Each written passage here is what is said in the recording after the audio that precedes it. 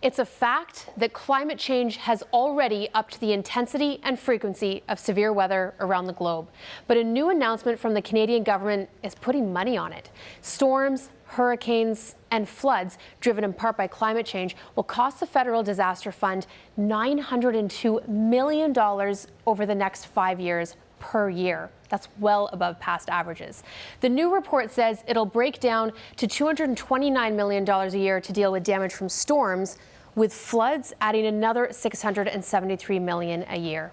For Canada, the warming of the Arctic in particular has led to the increase in costly, severe weather. Recent studies show that a warmer north can lead to persistent weather patterns when the jet stream basically becomes blocked. The jet stream normally is what meanders across the country directing weather systems, but if it gets stuck in place, it means what you see is what you get for days on end. The warming temps also leads to more single event extreme weather. More heat means more moisture and more fuel for storms.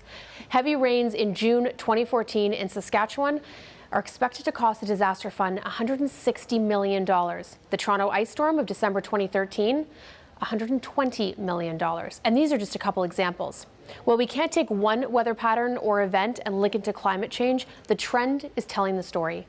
Over the last 20 years, the annual cost of weather disasters has risen sharply, from $54 million a year to $410 million between 2005 and 2014. Transfers to provinces can take up to 8 years after the disaster. The Disaster Fund reimburses the provinces and individuals for expenses resulting from disasters, be they natural or man-made. But according to the report, the high cost of flooding are partly due to the lack of flood insurance at reasonable cost for people in Canada. There are also problems with floodplain regulations and inaccurate flood maps on the prairies, which account for most of the disaster costs in the past decade. The report suggests moving towards an interprovincial coordination of flood management. Makes sense across the prairies where rivers and tributaries don't stop at borders. This method has been shown to be effective at reducing damages in other countries. So with 2016 looking to set global heat records once again and severe weather events expected to have greater and greater impact across Canada, now is the time to examine our disaster fund. And now, you're Science Smart. If you have a science question on your mind, send me a tweet and I'll try to get it answered.